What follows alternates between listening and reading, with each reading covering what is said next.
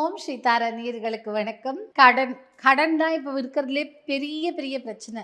எவ்வளோ பெரிய கம்பெனி வச்சுருந்தாலும், எவ்வளோ பெரிய பிஸ்னஸ் மேன் இருந்தால் கொஞ்சம் கடன் வாங்கி தான் தீருவாங்க. லோன் போடுவாங்க, ஏதாவது ஒன்று பண்ணுவாங்க. நம்ம சாமானிய மனிதர்களாக இருக்கும்போது, நார்மல் மிடில் கிளாஸ் லைஃப்பில் நம்ம லோனு, கிரெடிட் கார்டு இல்லாமல் நம்ம எதுவுமே பண்ணுறதில்ல இல்லையா? ஸோ இந்த இந்த கடனை எப்படி தான் அடிக்கிறது இல்லை? இந்த கடனை எப்படி தான் நம்ம அழிக்க போகிறோம்? அப்படிலாம் நம்ம ரொம்ப குழப்பிகிட்டே இருக்கும்போது, இதுக்கு ஒரு அழகான ஒரு ஸ்விட்ச் வேர்டு தான். ஸ்விட்ச் வேர்டு அகைன் சொல்லும்போது மந்திர சொல் அப்படின்னு சொல்லுவாங்க. இது நம்ம சப்கான்ஷியஸ் மைண்டில் போய் உட்கார்ந்து நாம் செய்யக்கூடிய விஷயங்களை நம்மளை செய்ய வைக்கும். அதுதான் இந்த ஸ்விட்ச் மந்திர சொல்.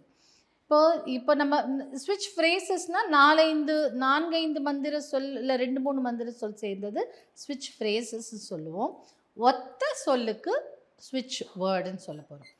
அந்த மந்திரம் என்ன அப்படின்னு பார்த்தீங்கன்னா, ஸ்விட்ச் வேர்டு என்னன்னு பார்த்தீங்கன்னா, சிரிக்கக்கூடாது. என்ன பார்த்த உடனே ச்சே இவ்வளோ தானா அப்படின்னு நினைக்கக்கூடாது. ஆனால் ரொம்ப பவர்ஃபுல். என்னென்னா வேஸ்ட்டுங்கிறதுனா இப்போ வேஸ்ட்டு எதுக்கு நீ இப்படிலாம் பண்ணுற, வேஸ்ட் அப்படி சொல்கிறோம்ல, அந்த மாதிரி கடனை நீங்கள் வேஸ்ட்டு சொல்லி அந்த வேஸ்ட்டை குப்பையில் தூக்கி போடுங்க. ஸோ அந்த கடனை நீங்கள் அகற்றி விடுங்க, அது வேஸ்ட்.